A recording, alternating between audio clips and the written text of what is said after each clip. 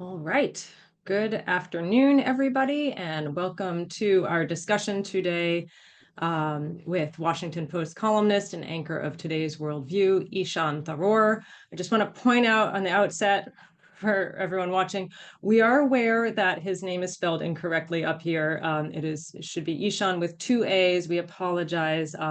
This goes to No show the worries. magic that our wonderful Brian does behind the scenes, and he's currently out on a delayed parental leave. So apologies and thank you for your understanding. So I've been wanting to talk to Ishaan because he's such a big picture thinker, globe-trotting thinker. He looks at developments all around the world with, I think, an ability to air perspectives that might not be common in Washington's corridors. And so I think that there's just a lot of insight that he brings to conversation around foreign policy in general. So I'm delighted to have him with us today. I just wanted to give a quick intro to Network 2020 and to Ishaan as well. So if you'll bear with me, because I'm being both moderator and behind the scenes person. So I just am going to pull up some slides if I can. Let me share my screen and let's see. Here we go. Share.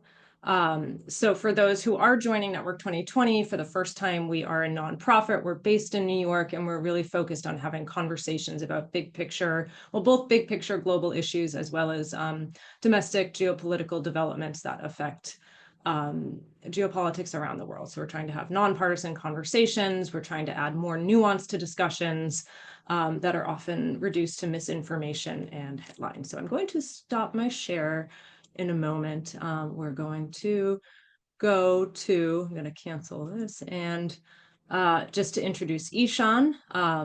He is a foreign affairs columnist in the newsroom at the Washington Post, and he heads up their Today's Worldview newsletter and column.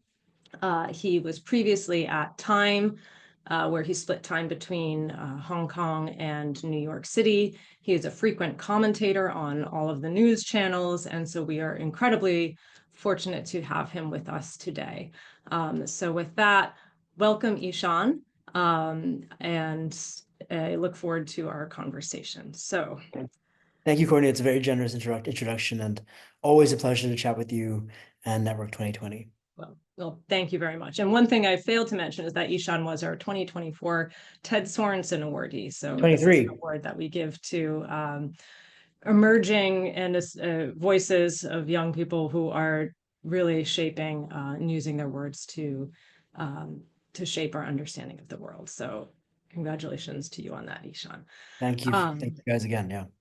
So just so everyone's aware, what I want to do today is just start by asking a few scene-setting questions about global reactions to the incoming Trump administration, and then zero in on a few hotspots, including the Middle East, from which Ishaan just returned, and then we'll open it up to audience questions. So where I wanted to start is kind of big picture, Ishaan. So it's a polarized world we're living in, and the United States just elected a polarizing figure that's attracting a lot of reactions, both good and bad across the spectrum. So with some of the key administration positions nominated, though not confirmed, how would you characterize some of the reactions that you're hearing around the world? And are there any main themes that stand out as important or surprising? Thanks, Courtney. And of course, and thank you again to Network 2020 for organizing this. It's always a pleasure to speak to this group. And I'm, of course, very grateful for the honor you guys bestowed on me earlier this year. Obviously, as you said, there's a lot that we still don't know. We are reading the tea leaves a little bit, given some of the characters nominated for positions in the government. But even then, given the precedent set in Trump's first term, it may be a bit of a fool's game to read too much into the personalities of others he wants to place in these positions, given that at the end of the day, we all know, and policymakers and diplomats elsewhere all know, that the most important trait for any position in a Trump administration is loyalty. And we'll see how long some of these characters who are currently in Trump's orbit remain in Trump's orbit in the months to come. I think big picture, when Trump won in 2016, when Trump came to office in 2017, it was a shock. It seemed to it was a shock that reflected a potential shift in global politics. It seemed to anticipate some of the illiberal and ascendant nationalist trends that we were seeing elsewhere. But we were still living in a moment then, especially in the West, that seemed undergirded by a kind of lowercase liberal establishment. The US was very much in this kind of continuum from Clinton through Bush through Obama, and then you had on the other side of the Atlantic, you had from the Blairs, and then Merkel in Germany, where the West was quite in the grips of a very comfortable sense of itself, a very assured sense of the rightness of its political project in the wake of the end of the Cold War. And Trump was a disturbance in the force, a kind of aberration for many analysts and policymakers at the time, 10 years ago, almost 10 years ago at this point.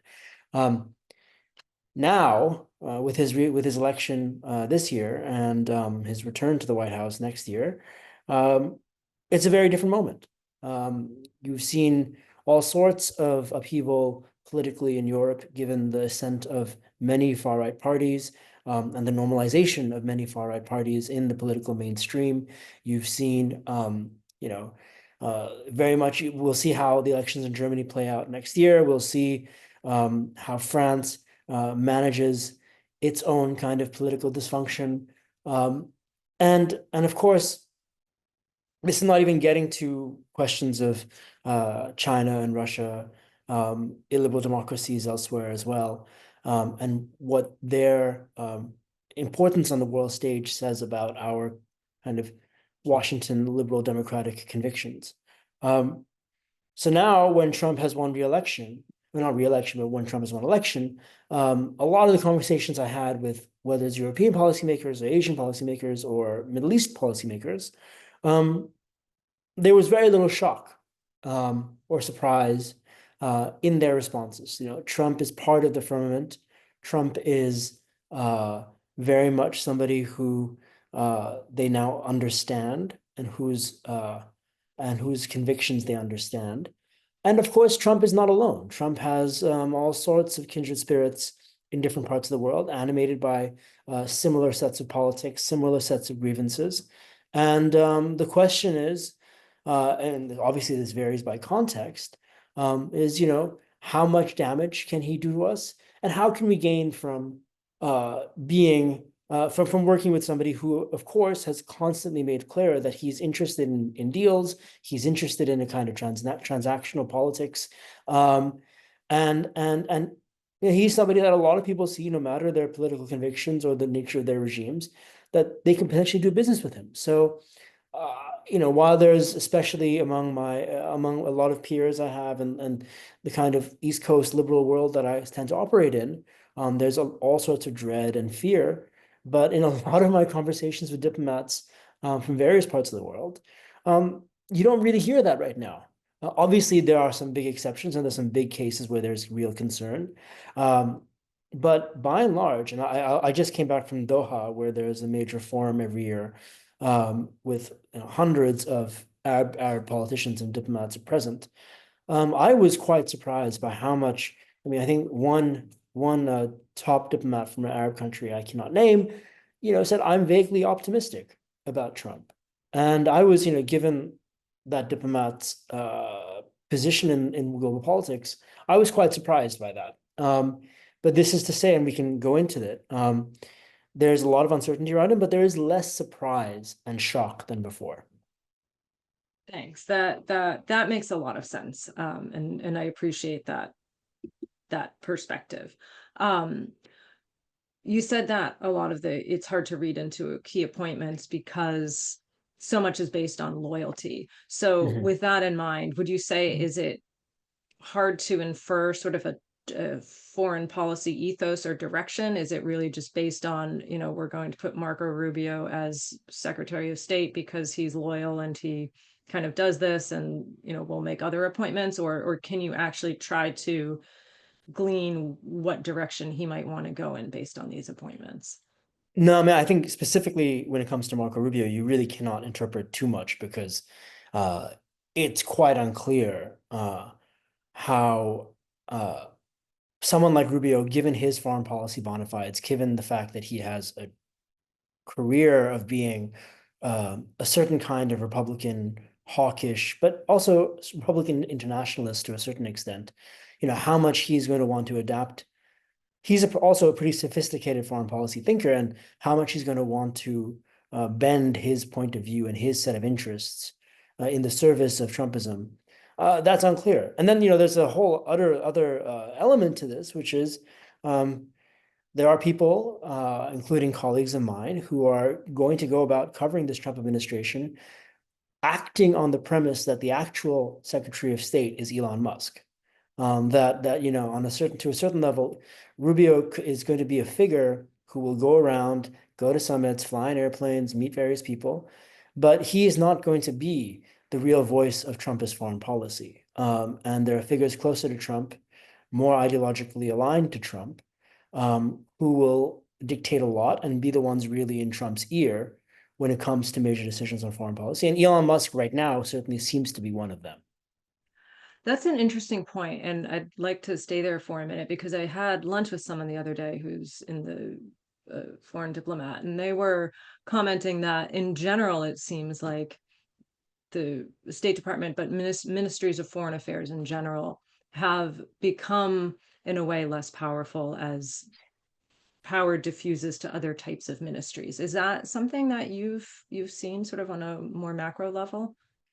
I mean, you've seen this in the US for quite some time, and this is one of the major critiques of the Obama years was that there was a huge consolidation of foreign policy decision making at the Obama NSC, and a certain distancing or marginalization of the State Department, or certainly certain agencies within the State Department that had traditionally had more say or more influence. And that, of course, is carried through first Trump and then through Biden. I think that's a general trend that exists in the US that isn't, Trump specific. And yes, you're seeing it at a moment when a certain strain of illiberal, centralizing majoritarian politics is dominant in various parts of the world. That the prime minister's office or the executive branch or whatever the political system may be does want to play a more forceful role in foreign policy decision making than, say, the traditional MFA or what have you. And this is certainly true for India. This is true for other countries as well. All right, thank you. So you just returned from Doha. Obviously, one of the biggest stories happening right now is what's going on in the Middle East. I mean, it's been in the news for quite some time, but the quick downfall of the Assad regime and how that downfall may be potentially redistributing power in the region, most notably impacting places like Iran, but also Turkey on the flip side. Between these power shifts and I think the very real challenge of governing a very heterogeneous society that's been destroyed, I think, through years of civil war. How do you see that shaking out? How do you see the Trump administration engaging with the region? What appetite is there for an American involvement? And what were you hearing when you were in the Middle East this past weekend?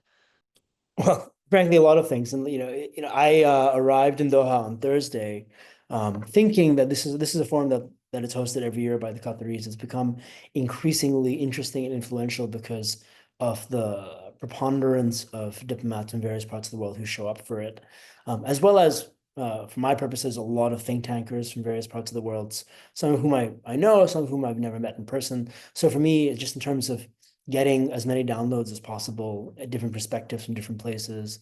It was a tremendously useful set of days, although quite tiring.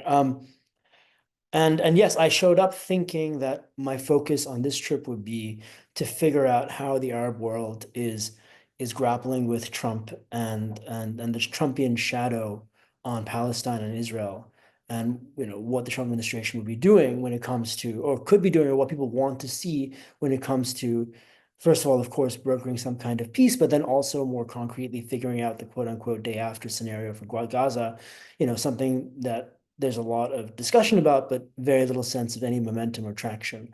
And then I show up and it's evidently clear by Friday morning that Assad is finished in Syria.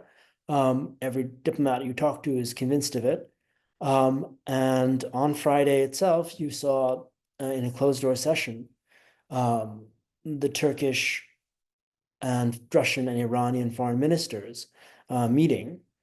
And it turned out hours later from people I talked to that it was in that meeting that basically, no, forgive me, that was a meeting on Saturday morning. It was in that meeting that basically Ankara, Moscow, and Tehran agreed to the nature and manner of Assad's exit later that day or later that night. And there was a rather surreal kind of newsmaking moment in Doha when Sergei Lavrov, the Russian foreign minister, appeared on stage for a kind of plenary kind of keynote interview. And he's somebody who, if you've seen him in various summits, he's, of course, the world's longest serving diplomat. He's been around the block for quite some time. And as a result, is an incredibly serene, confident, unflappable fellow in all these settings, notoriously smug and cool. But in this session, he was as prickly and grumpy as I've ever seen him. He was snapping at the interviewer in a way that is I've never seen before in as many interviews. He was grumbling about the interviewer was an Al Jazeera English correspondent and was grumbling at sort of their invocation of Syrian rebels as opposition groups and not terrorists. He was complaining about the lack of questions about Ukraine in this interview because, of course, everyone's focus in this moment was Syria. But basically, what it turns out was that during this entire time that he was on stage, he was chewing over the reality of Russia having lost a huge allied regime in Syria. And then at the same time, there are all these sorts of reports about what Russia is doing with its remaining military deployments and installations in Syria. There's speculation that Russia could even lose its whole foothold on the Tartus port on the Mediterranean, and its its main access to the Mediterranean. Its only access to the Mediterranean at this point. You could see him in real time stewing with that reality, and that was quite fascinating to watch. As it goes, obviously, in the community that was present in Doha, there were a lot of people who were just celebrating, who were just happy that this regime that people in the region have lived with for so many years, and especially many Syrians who live in exile, was gone. It was very much a kind of Arab Spring redux moment of joy and hope that you felt, especially among, I talked to a bunch of Syrian academics and journalists who were present. Of course, many of whom know all the reasons to be skeptical, know all the reasons to be concerned, know all the reasons to fear what may come next. But there were encouraging signs, and this is largely because of the ways in which the governments involved in the region have been trying to shepherd the process so far, that we're seeing a slightly better transition than we have in other circumstances, say than in post-Gaddafi Libya, which is the analogy a lot of people keep bringing up. You saw Assad's prime minister stick around and say he'll help shepherd the process. You saw Syrian state institutions kind of hail the new moment. Their foreign ministry put a statement out saying, kind of suggesting that it wanted to be part of this new exciting future. So yeah, we'll see how this shakes out. There's a huge scramble for Syria happening right now, involving a lot of countries. You see the Israelis pounding all sorts of positions in the country, which is not necessarily going to help very much in terms of creating a calm transition, but certainly helps Israel's security interests. You see Turkish-backed fighters, and please cut me off if I'm going too much on this.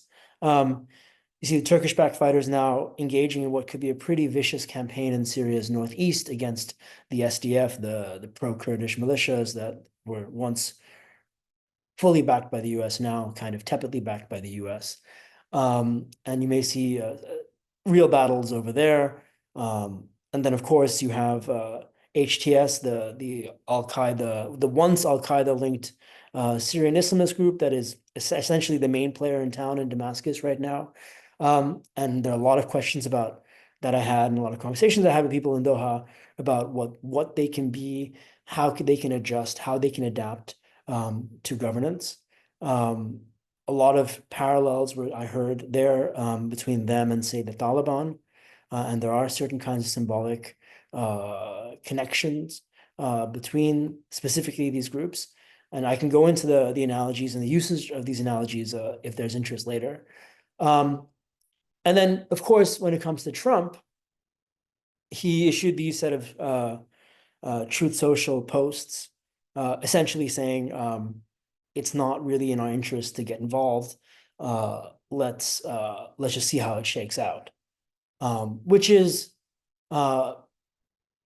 curious, but also understandable. Under Trump's watch, he pounded Syria with his anti-ISIS, basically taking up the anti-ISIS strategy that was first created by the Obama administration. And his government retained troop presence in Syria. That troop presence is small, but it remains at around 800 US forces in the Syrian northeast. Is he saying that he's going to withdraw them at this moment? I don't know. Maybe he will. Is he saying that he's going to not want to commit any kind of support to the Syrian Kurds? Quite perhaps. And there could be an understanding made between the Trump administration and Turkey, which certainly is kind of in the geopolitical ascendant right now, especially because of Syria, that the US will look away as Turkey's proxies roll through Syria's northeast and east.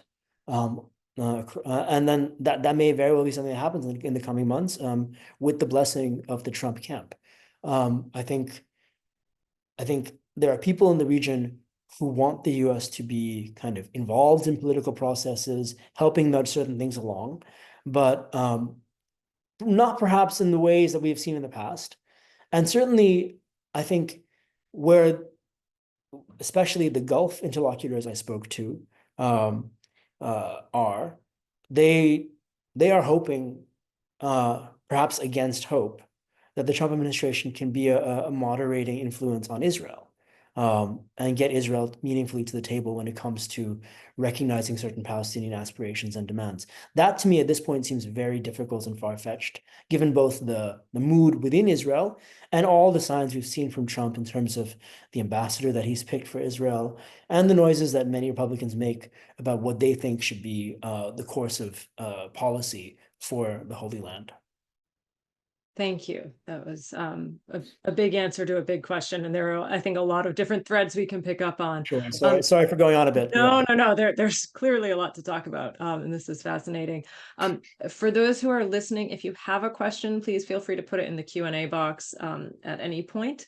I did want to pick up on, well, there's a couple threads I want to pick up, but one is the fact that clearly you can see all the interconnectedness happening right now with overstretched troops and different interests in different regions. You spoke about Russia. Trump has made it a thing that he will quickly end the war in Ukraine. I think within 24 hours was his guess, but who knows? But I'd love to just dig into that a little bit and get your sense of, one, sort of what appetite there might be for peace, and two, if that does come to pass, what are some of the unintended knock-on effects that we might not be thinking about right at this moment, especially if Russia is now no longer in Syria, and let's say there's a peace deal with Ukraine? Where does that leave Russia? Yeah, I mean, I think the Ukraine question is a obviously crucial one and complicated, and also there are reasons to not be so sure that Trump will necessarily rush towards some kind of peace deal. I think Trump has, of course, made clear that he wants to see the war end. He thinks it's a waste of lives and money on all fronts, and I think that's a conviction that quite a few people share. That the difference is that we are not totally sure how you make that step between wanting the war to end and initiating a political process that actually helps it end. And in Trump's view, at the end of the day, though people are still guarded about saying this, it requires pretty sweeping acquiescence and a a form of surrender from Ukraine, although no one in this incoming administration would put it that way. The reality on the ground, of course, is that Ukraine is not close to regaining the territories that it wants to regain, that it has lost to Russia in a war that it feels is both existential and deeply unjust. Um, and there are governments in Europe that also feel acutely a kind of existential um, moment in this war, and they see that if Russia is allowed to have any gains from this war, it spells dire consequences for the rest of the continent. I think there are a lot of policymakers who don't see it that way at all, and they think that it's kind of ridiculous that we're still expending so much blood and treasure, um, especially Ukrainian and Russian blood, over a set of marshlands in the Donbass, and this is not the kind of um, uh, this is not the crucible of some kind of debate over civilization and democracy that the Biden administration has at various moments made it out to be. There's of course also um, a recognition, especially among some people in the Trump camp, that the US can no longer sustain both the demands of arming Ukraine um, and the demands as they see it to prepare US forces and those of US allies in Asia against the threat of an ascendant China. So those are kind of the things in the background, but I think with what Trump will do, again, this is all speculation. The two options are a kind of diplomatic strong arming pressure campaign on Ukraine to to uh, to essentially come to the table in a moment that where Ukraine does not have the best bargaining hand. You've seen President Zelensky suggest that he is willing to make concessions in return for NATO membership. I have a very hard time believing that Trump would do anything that gives Ukraine NATO membership. The Germans are opposed to Ukrainian NATO membership. The Biden administration was not exactly on board either. So that seems to be a bit far-fetched, but this may also be Zelensky's kind of opening move for negotiations to come.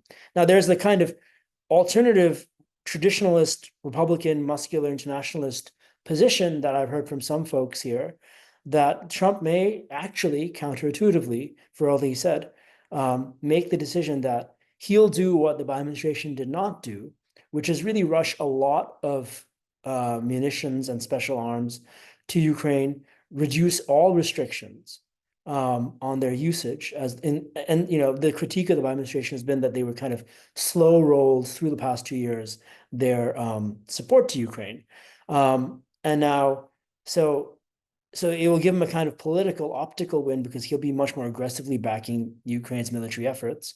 And then that would also, in theory, kind of be a bit of a gambit, a kind of brinkmanship towards Russia. I have a hard time believing he'll do this, but this is one theory of how he actually may go about it. And given that he has a somewhat hawkish figure in Mike Waltz as his NSA, it's not out of the realm of the possibility. Although, of course, J.D. Vance, on the other hand, his vice president, is has spoken at length about bringing this war immediately to an end, not rushing any more American munitions there, saying basically we cannot afford to arm Ukraine further. So there are some pretty interesting debates that are probably happening right now within the Trump world, among a set of people who really have very different positions on what to do next. So this is not really a concrete answer anyway, because I genuinely don't know how he's going to handle it. I think he's very keen to find in any moment at every stage certain political wins to tout.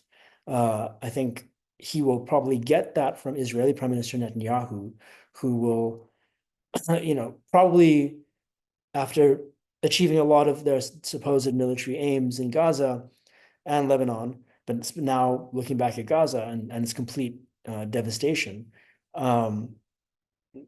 all are expecting some kind of pretty early ceasefire, maybe just days after Trump gets inaugurated, because from what we've heard from both Arab diplomats and US diplomats is that essentially Netanyahu at a certain point decided that he didn't want to give Biden the win of a ceasefire. And that seemed quite clear to a lot of interlocutors as early as July, August. And And so that's here we are. And then Trump will be able to tout a ceasefire quite early in his presidency and pat himself on the back for that. It was interesting that you mentioned China and that we got this far in the conversation without mentioning Mhm. China, which so rarely happens. Before I turn to overall Q&A, what's your take on where things go with China? I mean, we've already had this the trade war that he started, the tariffs continued under Biden. He's threatening more. China's economy is questionable. Where do things go from here?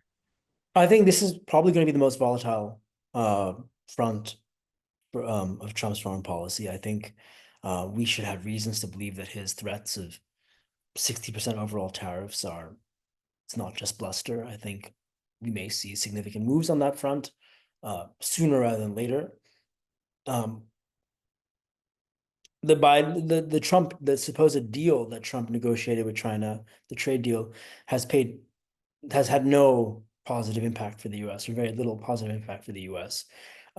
What you will see continue is, and now you're also seeing the Chinese step up their retaliatory measures. You've already seen just in the past few weeks a whole slate of Chinese moves against US companies, against targeting the US supply chains in certain ways. Uh, we're kind of strapped in for a very intense period of competition um, and trade warring over things like chips, over the supply chains, and it's going to be quite disruptive. And I think the Chinese themselves are bracing for that. They have also, yes, plenty of concerns about their own um, economy, but they're also transitioning their economy as well. They're not the kind of I mean, yes, they're significant. Of course, they're a huge exporter, but they're not going to be the same kind of manufacturing powerhouse that they were before. A lot of their manufacturing is moving to cheaper countries like Vietnam and so forth. So their economy is shifting as well. They're kind of drawing the wagons a little bit also. And so we're going to be locked in a pretty testy moment. And the question is, what kind of grand bargain will Trump want to tout at some point with China? Because he clearly will want to tout some kind of major deal. Um, but I don't know what that looks like. And we have to also see how the conversation on China evolves internally within the Trump world, because there are interesting different camps and different points of view and perspectives and ideological agendas there. There's some people who see China principally as an economic threat and want to structure US policy around challenging that and challenging China's economic policy primacy and the ways in which China bends the international system in its favor. And then there are others who see China more in terms of its kind of military threat. Um, and that requires a different set of policy decisions and approaches. So again, this is something to watch in the weeks to come. The return of people like Peter Navarro to Trump's White House, and then suggests that they're going to be quite China hawkish on many fronts. Thank you. Actually, I wanted to get in one more question before I turn to the Q&A box, and that is, you wrote about the war in Sudan, and I'd like to use that as a jumping off point because we talk a lot about things that are in the news that's not in the news. You wrote about, I believe it was the failing of the international system. And so two questions here. I mean, is there an international system that we can speak of? And what does the way in which attention goes to some hotspots and not to others, is that more a reflection of the media, or are things actually happening behind the scenes that we're not as privy to? And is there really, an international system that is going on behind the scenes? Well, that's a very big question. I'll try to get at it a little bit. I mean, I think when it comes to the situation in Sudan, yes, I mean, the major governments, donor countries, um, geopolitics, all of that has conspired to fail this country. Obviously, the people really failing this country are the two warring kind of feudal warlords who are tearing the country apart, and have created a security situation where a whole constellation of militias and rival ethnic and tribal groups have also taken up arms. So you're just seeing a complete state collapse there. Um, and you're seeing, of course, as I wrote in the story, the prospects of kind of the worst famine uh, in human history since the Great Leap Forward in China. The numbers are mind-boggling. The scale of need is mind-boggling, and of course, the difficulties facing humanitarian organizations is extreme, given that the security situation is impossible there. Getting a truck of food from one part of the country to another is a weeks-long process if you make it, but most often a lot of these trucks are getting looted or stopped along the way. So it's a pretty desperate situation that requires an end to the war, requires a kind of uh, stability in Sudan's markets, so food is not unaffordable. Um, and um, and that's so remote because there's no system in place to force these parties into any kind of meaningful truce. And nobody's been able to do it. And you still have foreign governments fueling the war. You have the Emiratis on one side helping the RSF. You have Iran and Egypt, and to a certain extent, Russia also involved. And all these kind of fitful efforts to mediate have not gotten anywhere. Any kind of discussion in the UN is sort of uh, kind of beside the point on Sudan. It doesn't seem to really be something where anybody's able to muster a certain kind of political legitimacy or leverage to make this fighting stop. And I think this is true for so many different conflicts right now. We've seen increasingly over the last decade and a bit. Syria is a huge case in point. The inefficacy of what's supposed to be the most important uh, decision making and deliberative body in the international system, the United Nations. And just to fast forward this, I mean, I think Trump coming back to power, the people that he selected. I mean, think about Elise Stefanik being the UN ambassador. That is an appointment that is someone who's going to be at the UN to attack the UN on a constant basis.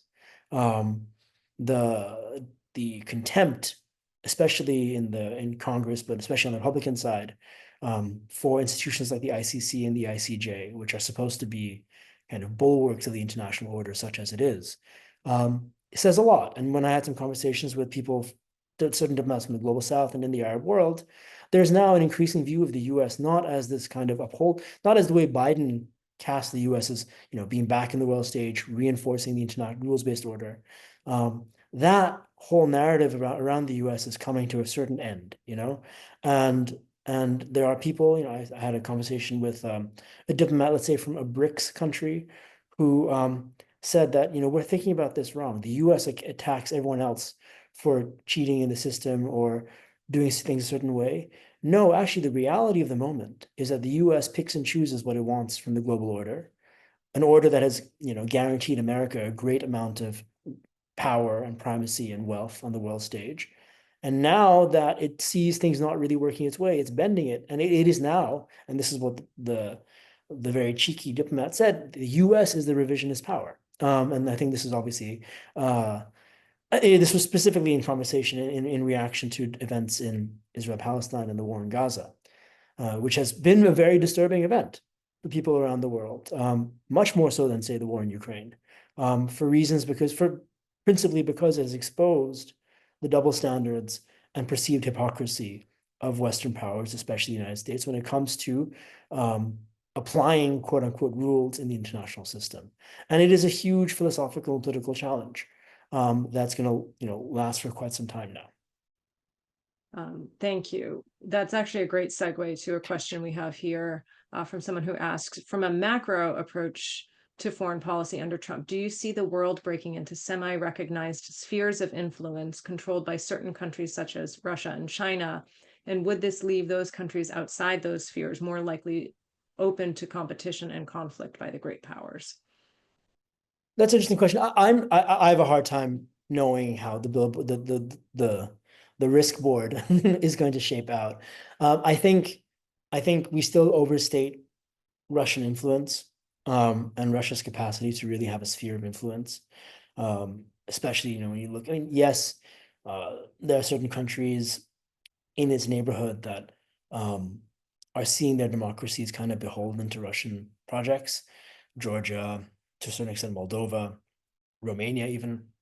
But um, I think when we look at China, even China, which is a much more important player, um, it even countries that are completely enmeshed in the Chinese economic order, dependent on trade with China and so forth, don't want to be Chinese vassal states, right? You look at China's geography, no country around China is thrilled about sort of just being a kind of supplicant to Beijing. And no country will be a supplicant to Beijing like that.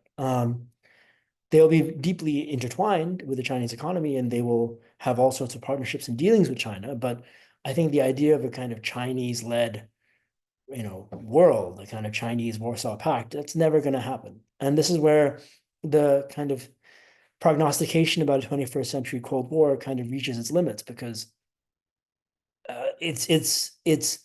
we're seeing, I think the better phrase, and this is someone in the FT coined it a few years ago, is that we're seeing the emergence of a kind of a la carte world order where and this is completely compatible with Trumpism, where certain governments at various moments make significant deals with other governments, but also with the rivals of those governments when it suits them.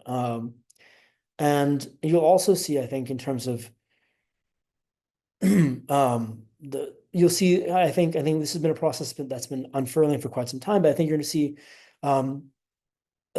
the increasing importance of regional groupings in various parts of the world doing the work of global governance, whether it's in Asia or East Asia or the Middle East. The GCC is going to be a huge forum for actual engagement and work done in the Middle East. You're going to see groups like ASEAN play a bigger role. The various formulations you have in Africa, the various formulations you have in the Western Hemisphere and the Caribbean and Latin America. I think those are going to become by necessity the major places where actual engagement and progress emerges, whatever that looks like. The big sort of, the big things that we have, the big multilateral institutions that we have, the UN, forums like the G20, that feels a bit more dysfunctional at this moment. And so, especially with the kind of political leadership that we have in various parts of the world, it seems like the smaller, more pragmatic circles will be where global governance takes place. Thank you. There's actually, there's a question in here about South Korea, and I want to use that as a jumping off point to a point that you just made, which is if these smaller alliances or this a la carte sort of bilateral relationships are going to be increasingly important in the world. This questioner asks about how you think relations with South Korea will evolve, given recent activity in South Korea within their government and the martial law that was declared and then rescinded. But we're also seeing instability in other allies with governments in Germany, France. What does that bode for the future if some of these mini-lateral relationships are facing their own domestic instability? And also, how do you think relations with South Korea will evolve too? Yeah, I mean, all right. So with South Korea, I've got to apologize immediately that my head has been very much in the Middle East for the last week and a half, 2 weeks, and so I've not done any kind of reporting on my own with South Korean sources any in the last month, basically. So I'm not that plugged in. I've been reading the news like everybody else, and it seems like a pretty startling set of events. I think the big picture concern about Trump. In his kind of transactionalism and his stated discontent with the way the U.S. deploys its forces elsewhere, was what is Trump going to do to Japan and South Korea when it comes to bankrolling U.S. commitments there and assuring those countries of U.S. commitments. It's unclear to me how much he's going to follow through on certain threats of the past. It's also unclear to me, and one of the big developments under Yoon was a certain rapprochement between Japan and South Korea, which was just kind of an important thing. If you're an American policymaker, you want to see the South Koreans and Japanese be on a good page together. And the perception in Japan is that someone like Yoon is much better for Seoul-Tokyo relations than his opponents. If his opponents return, that may change the equation a bit. It also may change the equation when it comes to North Korea and what the US may or may not, what Trump may want to resume in terms of his dealings with North Korea. Again, this is all speculation. I don't really know much more in terms of what they're thinking. I think the priorities are going to be so focused on Ukraine and the Middle East in the first half year at least that I'm not sure how much serious deliberation discussion there's going to be or movement there's going to be on East Asia. But uh, sorry, the second part of your question was about I was just what I was interested in too is this idea that for the US, some of these bilateral relationships or sort of minilateral relationships are within within right. those partners, they're having their own facing their own Yeah, I domestic. mean, but I think So how's that going to be? for so many governments in the world, the bilateral relationship with the U.S. is now the huge question and uncertainty for them. Whether it's America's neighbors, you have Trump tweeting a picture of the Swiss Alps with the Canadian flag and saying this is our 51st state. I mean, like what is going on there? But I think Biden came to office 4 years ago. Um, on this whole head of steam about restoring U.S. leadership, championing this kind of global struggle of democracy versus autocracy. They held these democracy summits every year that, as each year went by, became more and more of a kind of joke, um, not taken seriously by anybody, and kind of a little bit sad in terms of the gap between the ideals that they represented and the capacity for implementation in real life. Um, and I think Trump's return will cap a complete end to that democracy versus autocracy moment in the Western political conversation, not least because you're seeing the ascent of significant illiberal forces in Western democracies and all over the place. You have um, people who are far less ideologically interested in that kind of sense of a clash on the world stage. Democracy versus autocracy was, of course, in the Biden formulation, really aimed at China and Russia, but it was also implicitly recognizing the struggles within the West and within Western democracies against right-wing populism, illiberal nationalism, and the more inclusive politics that the Biden folks and their ideological allies elsewhere hope to champion. And those tensions will remain, but you can't really map them onto global politics. Or at least I think subsequent administrations are not going to be interested in mapping them on to global politics. The Biden administration, frankly, wasn't interested in actually following through on their democracy versus autocracy agenda in so many fronts, especially in the Middle East. And Saudi Arabia getting the 2034 World Cup today really just confirms everything about the kind of illusory, hollow nature of the democracy versus autocracy frame. Yeah. All right. Question here. Someone writes, the new situation in Syria offers a new potential ally for both the US and for China, with Beijing already starting to reach out to Syria and try to influence with BRICS, for example. So this is what the questioner is writing. If the Trump administration does not act quickly, isn't it a threat of losing this potential ally in the new Syrian government in a very important geopolitical region? I mean, it's really unclear to me who that ally is in Syria. I think you will see any U.S. administration, but certainly the Trump administration, do a bit of outsourcing to Gulf allies when it comes to how they judge whatever political dispensation emerges in Damascus. Um, I don't, this is not a scenario to me where concerns about, say, China stealing a march on the US is really going to move US policy. I think by and large, it's not just Trump world, but there are folks in the Biden administration who are happy about China in that certain moment, brokering a kind of rapprochement between Iran and Saudi Arabia a couple of years ago. I think there is a broader desire not to be so entangled in the Middle East, not to be so vulnerable to the whims and volatility of Middle Eastern politics. And that is a desire that is deeper than just the Trump world. So no, I'm not totally sure how things are going to play out when it comes to what I'm not totally sure what sort of security interests are going to shape U.S. policy. I think at the end of the day, they do have forces on the ground still.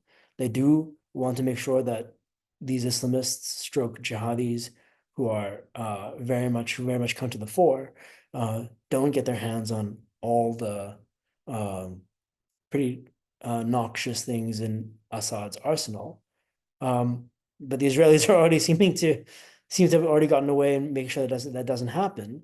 Um, I think the question I have is how much will this Trump administration want to be involved or engaged in the political process that's going to be taking place?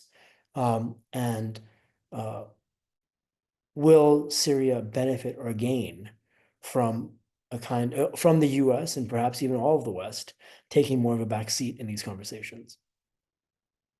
That is an very interesting question. Because we're getting closer to time. I find it interesting that throughout this conversation, we've dealt a lot in the real nuts and bolts of geopolitical occurrences in different regional hotspots, when there's also a whole world of global challenges that need to be addressed. And so I'd love to just spend a few minutes on some of those, especially in this world of a la carte diplomacy, let's say. How does that work when you have issues like climate change, like pandemic preventiveness, like technology, just dealing with new technology on the scene? How does this new system, if it's a system, address challenges like that? Not well, right? I mean, I think that doesn't take a. I mean, that's I'm just guessing here, but I think it's not hard to see that climate change, for example, the Trump administration is going to be a global disruptor on the traditional on the tracks that we have now in play to work through and think about climate change. It's going to do a lot of sorts. It's going to try to reverse. I mean, certainly all sorts of environmental regulations in the U.S.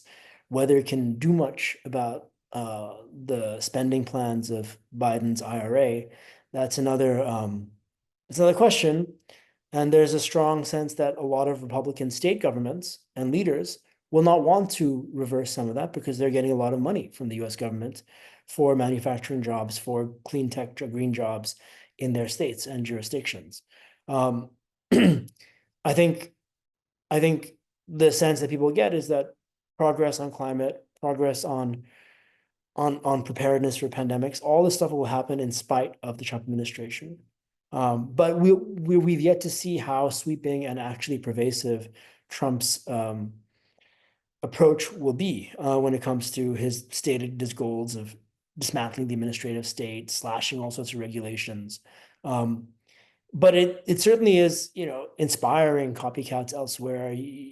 There is the very great potential that other governments and other kind of would-be populist leaders. I mean, certainly you've seen Javier Milei in Argentina echo Trumpian lines on climate policy. And then, of course, the Trump folks echoing what Milei is doing too, and admiring what Milei is doing. So there's going to be more of a kind of feedback loop between Trump and Trumpists or Trump-like figures elsewhere that is going to increasingly affect the global conversation and the ways in which national governments fail to address these kind of global conversations. Thanks. And then just one final question as we wrap up here. What's the one thing that you're really looking for or curious about, kind of like the big question mark in your mind, when the Trump administration comes into power? What's sort of the big thing that's on your mind? Um, this is not a big thing because I think we've talked about a lot of kind of big picture, speculation about the state of the global order and the international system and what Trump will do with multilateral forums like the UN. But I mean, I think I spent a lot of my last year writing about the war in Gaza, the complicated diplomacy about the war in Gaza, the fate of Palestinians living in Gaza and the devastation of their society.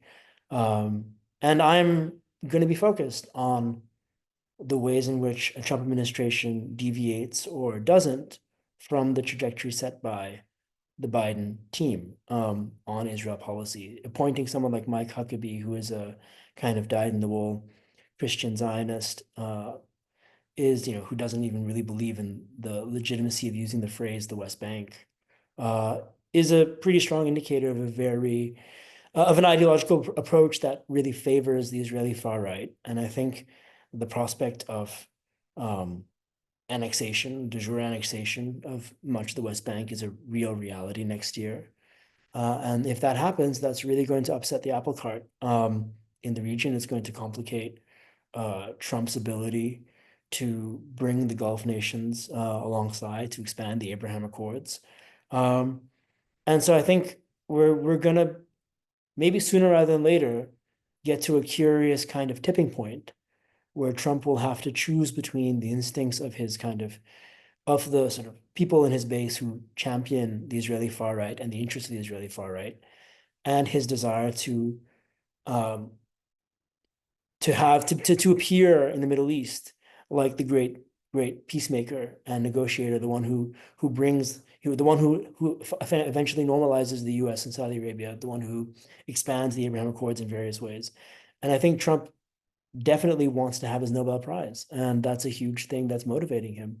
So how he navigates some of the inherent contradictions of his approach will be very interesting to see. That's an interesting take. Well, we will have to keep an eye out for that. Ishaan, thank you so much. I'm just going to bear with me. I'm going to switch into my other role as background person. But just for those of you who are interested, we do have an event coming up next week with Enrique Pere on US-Mexico relations. That's a virtual member only discussion. And if I can get this to move forward, you can RSVP QR code here. It is giving season. We are a nonprofit. We try to keep as many of these discussions free and open to all. So we encourage everyone to donate and support Network 2020. So please do that. And Ishaan, thank you so much. This was a fascinating conversation. I feel like I could easily go on another hour. And I really appreciate all the work you do, the writing that you do. And I encourage everyone to subscribe to your newsletter. It really does give such a great take on what's happening around the world from a very interesting perspective. So thank you. No, thank you, and lovely questions, and always pleasure to chat with you, Courtney, and always pleasure to chat to Network 2020. I really appreciate the time, and this helped me also sort of think through some of my own ideas in the months to come. So thank you for giving me this sounding board. Well, you did great, and fresh off a plane, no less. So thank you. Not so fresh, but thank you. Take care. Take care. Bye. Bye.